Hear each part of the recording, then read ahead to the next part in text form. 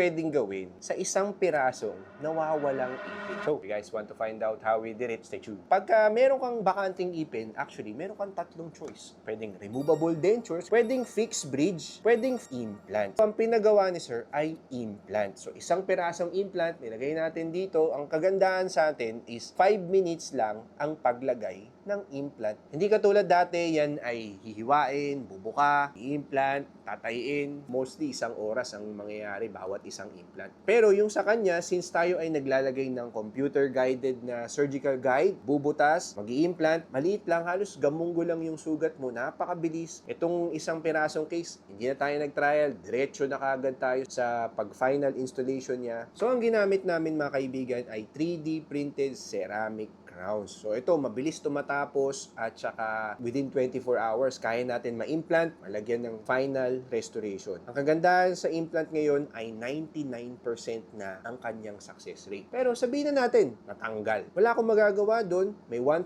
chance na natanggal. Ang pwede lang natin gawin is tanggalin, lagyan ng mas malaki. So, isipin nyo lang para lang na loose thread yung screw. So, hindi na magsisikip sa maliit na implant. So, medyo tatabaan lang natin. So, ganun lang ang procedure kapag sakali lang na natanggal yung implant. So, para sa mga pasyente na gusto kong makausap, pwede tayong mag-online consultation. Kung malayo kayo, pwede kayong mag-actual consultation kung nandito na kasi Pilipinas. At kung takot ka sa dentista, pwede kang mag-AI diagnostic para sa dental. Ang gagawin mo lang is ida-download mo tong link na to, download mo yung app natin para makapag-check up ka using AI. Magkaroon ka lang ng idea kung ano yung pwedeng gawin sa bibig mo.